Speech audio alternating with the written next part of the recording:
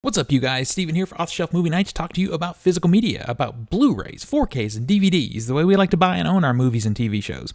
Hope you guys are having a solid weekend as I record this. This is Sunday. I know it's been a minute since I've put a video out. I was in Austin last week on a film shoot, and my schedule was ridiculous. I did put out one quick video on my TikTok channel. That's OTS Movies. If you haven't subscribed, go over there and do that, because my TikTok followers have officially, as of yesterday or the day before, surpassed what I have here on YouTube. So we've got work to do here on YouTube. If you haven't already subbed, please do so. It really helps keep that conversation going and, keep new blood coming into this world of physical media collecting. So with all that said, I'm actually not talking about physical media on this specific video. This is going to be my monthly Pushing 100 update. And this is for the month of February. I'm running a little bit late because I was out of town. But if you don't know, Pushing 100 is my project where I am trying to do 100 movies in theater in 1 year. Now, it's a big commitment because it requires around 2 movies a week. Now, obviously, I don't do that. I don't have time to do that. But I make up that difference by seeing 3 or 4 movies in a week. And that happened quite a few times in February. January and February were tough months for cinema. I did, however, see a few good things. So I'm going to try and go over these fairly quickly just to give you sort of a highlight. If you want to hear more about any particular movie, let me know and maybe we'll do a separate video. But I saw a lot of movies in February. So let's get started. Moonfall. So this is the new Roland Emmerich movie. Roland Emmerich gave us Independence Day, which most people generally like. I think it's kind of a bad movie, but I can kind of get the appreciation of it, especially looking back on it now, because there were actual practical effects in that movie. There's some CG too, of course, but there were some real things that we don't have now. Since then, he's tried to sort of rekindle that disaster movie success a bunch of times over and been unsuccessful at it. And this is another unsuccessful attempt. The only difference is it might be laughably bad if you're into watching films ironically. I am not. If I find myself laughing at a movie that's not supposed to be funny, I don't know. It's so disappointing. I can't even put it into words because I've kind of gotten away from the whole watching films ironically thing. I feel like things like Riff Tracks and MST3K have kind of devolved the movie watching experience. Everyone's desperate to make jokes and whatever. But I also think there's a difference in making jokes during a movie while you're watching it versus just smirking and finding something funny that's really not supposed to be. Because this movie is melodramatic. I mean, way over the top melodramatic. The cast is bored, you can tell, most of the time. Even Halle Berry, who's usually entertaining to watch, is just not good in this movie, and I don't blame her. It's just a bad movie. Basically, it's the story of the moon collapsing into the earth and destroying the earth is what they're trying to stop. And it's real bad, you guys. It's real bad. It's laughably bad if that's what you are into. Not the worst movie I saw in February, though. It is not the worst. As bad as Moonfall is, it's not the worst. So CGI is really, really terrible. It all looks like, back in the 80s when they did that glamour shots thing where everything is just misted and glowing and shitty looking, like it's done to soften the skin. Well, the entire movie looks that way, and I hate that cheap CGI look. Now, this movie is not the only movie guilty of that. Most of the current generation Marvel movies do the same thing. But that's all I'm going to say about it. It's bad. Next up, I saw Jackass Forever. So Jackass Forever, if you're of the age group that were fans of the Jackass series, the Jackass TV show is just a series of pranks and stunts done by, skater kids that didn't mind beating the crap out of themselves for a joke. And, it was viscerally kind of entertaining. It was funny, And the movies that came after were nostalgia bombs because they reminded you of the show. They reminded you of the people that were in it. And the people that were in it, a lot of them were really funny charismatic people, so it was great to see them. This movie is a mixed bag. There's some times in this movie with the stunts that are in there that I was crying. I was laughing so hard. At the same time, there are people missing. Ryan Dunn, of course, is not with us anymore. I believe it was a car accident he died during. Other people are not on this movie because they are still sadly on drugs, and there was, a very public situation where Steve-O and Johnny Knoxville refused to have anybody on set that was not clean, and I don't blame them for that. But what they did to try and fill the massive gaps is to bring in new people. And there's a girl who's on there, and she's funny, she's entertaining for what little she gets to do, but she's not part of the crew. They actually recruited her from Instagram because they liked her comedy. And to me, it doesn't ring true. It doesn't ring true. And I understand why they did it, because they needed people. The other part is all they could do is prank each other and do stunts, because they've become so recognizable that they can't covertly pull off stunts in public anymore. And the one that they try to do in this movie is actually kind of not funny. It's kind of boring. So they just screw with each other for an hour and a half, and it's pretty funny. So if you're a fan of the show, you should see it. You will laugh. Now, also, it just stops. The movie just stops. It doesn't have any... We know this is the last one. Johnny Knoxville's 50. Everyone in this is in their late 40s. They can't keep doing this to their bodies. Steve-O and Johnny Knoxville both ended up in the hospital during the production of this film. So we know this is kind of it. But the movie just stops. You would think there would be a moment of remembrance or moment of nostalgia or a goodbye moment or something. But no, the last prank happens and it fades to black and goes to credits. So that's disappointing. And also there's no evolution of creativity as far as filmmaking goes. This is not a film. This is literally an extended episode of their old show. It's just, skit, fade to black, fade in, skit, fade to black, fade in, out, fade in. There's nothing cohesive about the film at all. So it's just a bunch of skits. So don't expect much there, filmically. But if this is their last hurrah, they could have done better, but it's pretty funny. It's pretty funny in parts, so there you go. Okay, the next movie I saw was Death on the Nile. This has Gal Gadot. It's an all-star cast, directed by Kenneth Branagh. And it is a retelling of this classic, this Agatha Christie style. Maybe that is an Agatha Christie story. Maybe it is. I'm not sure. Anyway, I know it's a remake of a previous film. Period piece. Everyone's on a boat, on a cruise, and someone gets killed, and it becomes a mystery that our intrepid detective must solve. It's just meh. I mean, if you like that kind of movie, that whodunit that's very, very formulaic. I mean, it's so formulaic that, the mystery is set up, the evidence is thin, and the culmination is only there because the detective literally goes to each person and makes them and attempts to make them confess, and then the right people confess. It's literally that. So it bothers the shit out of me. The procedural element of this thing just doesn't work. Some people seem very bored. Gal Gadot is not great in this film.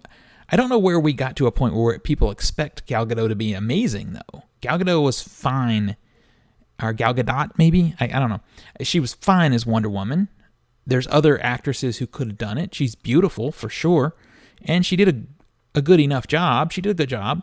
But she was utterly forgettable in the Fast and the Furious movies. But a lot of people are in those movies.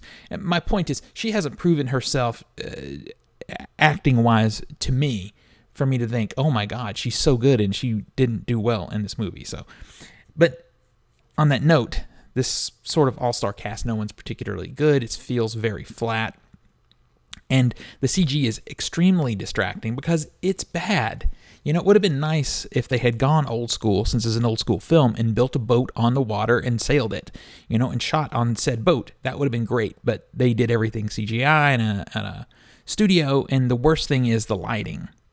I know a lot of you guys maybe aren't filmmakers, but I think you can probably still tell that even when they're outside, the light often looks like studio lighting. It's not natural looking sunlight. So it's just bad. This movie, and I guess maybe it struggled due to pandemic and a lot of things, but it's not good. I say only see it if you like those kind of movies. So I saw Death on the Nile, Blacklight, which I'm going to talk about now, and another movie, all three in one day. So Blacklight is absolutely the worst movie I saw in February. Blacklight is a new Liam Neeson film. I like Liam Neeson. He's a good actor. I'm just sad for him and his career choices right now because he has tried for years to regain that magic that was created by the Taken film, the first one.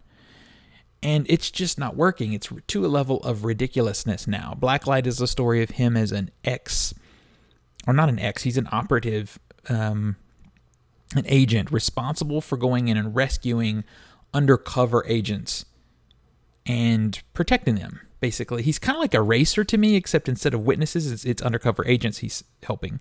Well, there's a conspiracy, in the government, and, people are getting killed, and he has to investigate. So this movie is so poorly written. It feels like the script is just slapped together in order to try and do some action scenes to let him be a badass.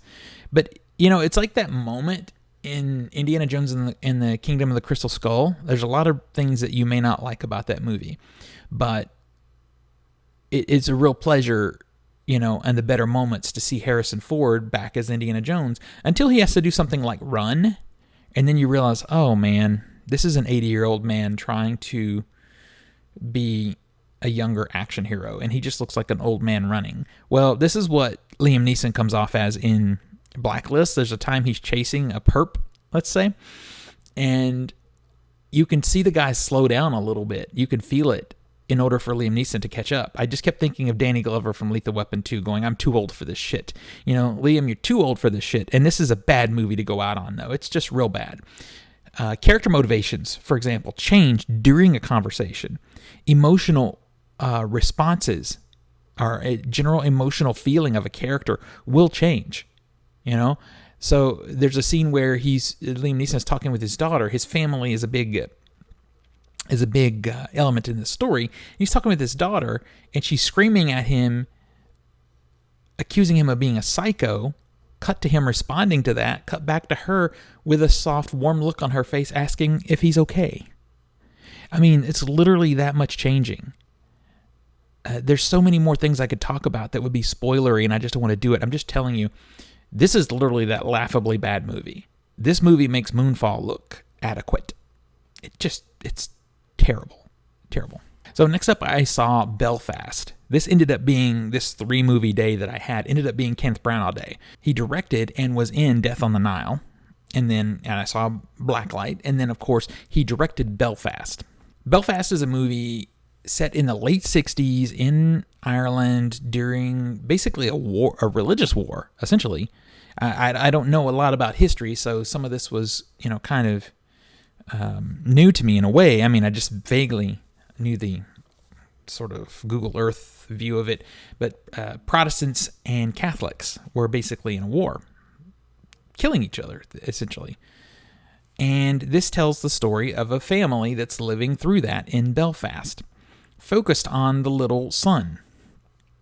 It's funny to set that as the sort of atmosphere of the film, and then follow it by telling you it's beautiful, it's heartwarming, and it's funny.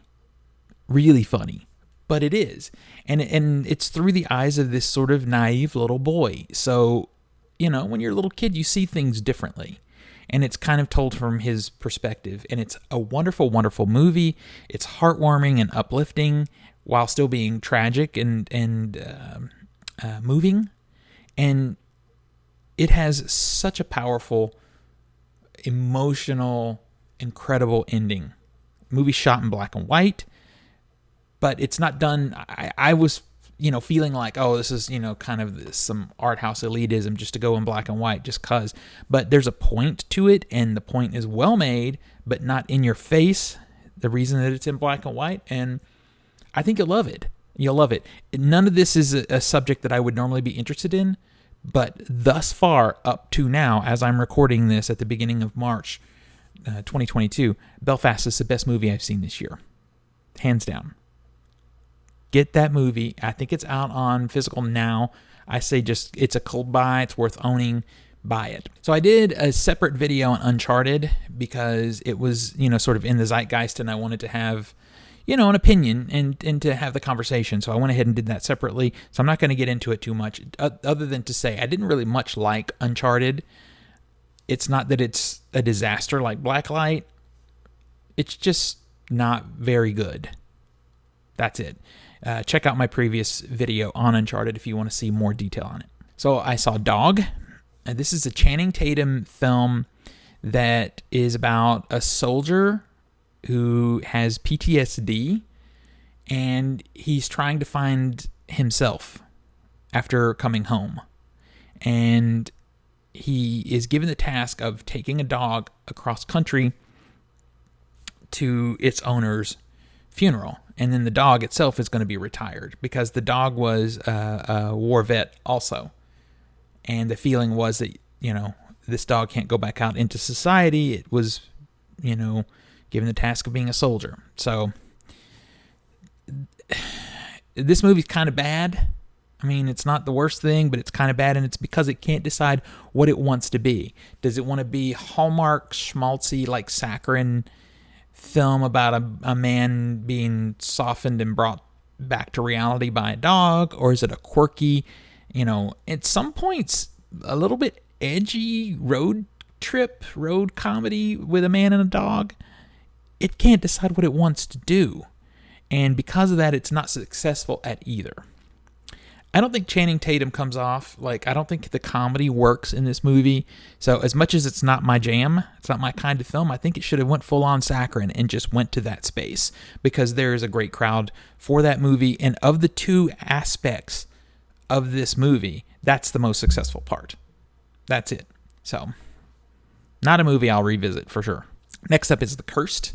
The Cursed, it looks like an A24 horror film. It's not A24, but it has that look. It's a period piece. It's basically a werewolf movie, and it's basically this like a werewolf that's terrorizing a small village and how they contend with it. And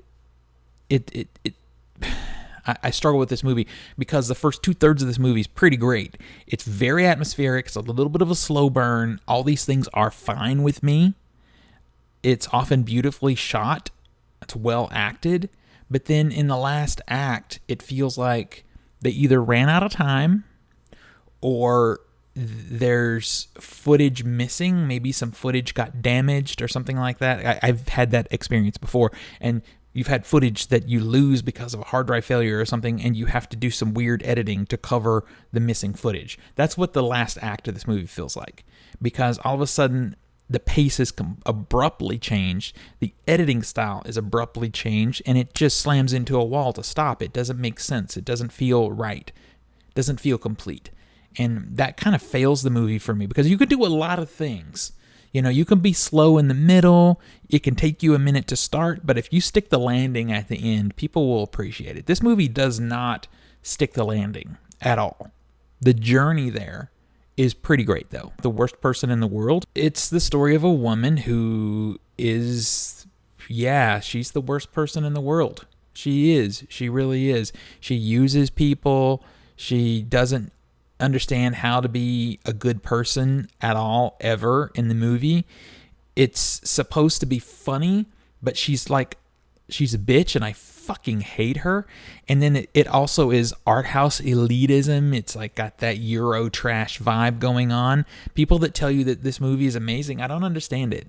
She's a good actress. I think the lead actress is good, but there's no redeeming feeling to this movie at all. And that's not to say that there always has to be. There's nothing that makes me want to like this movie or want to watch it again.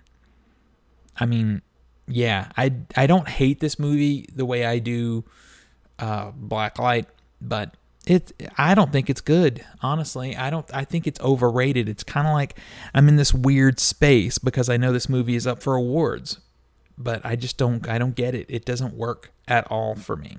So there's my movies I saw in February. I'm doing pretty good. I'm kind of basically on track so far for the Pushing 100.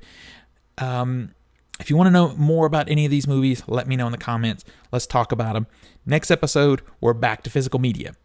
Until next we meet, pull something cool off the shelf, share it with your friends and family, and remind them why physical media is the best way to watch films and TV at home. And go to the movies when you can. It's still really fun, you guys. I'll see you on the next one.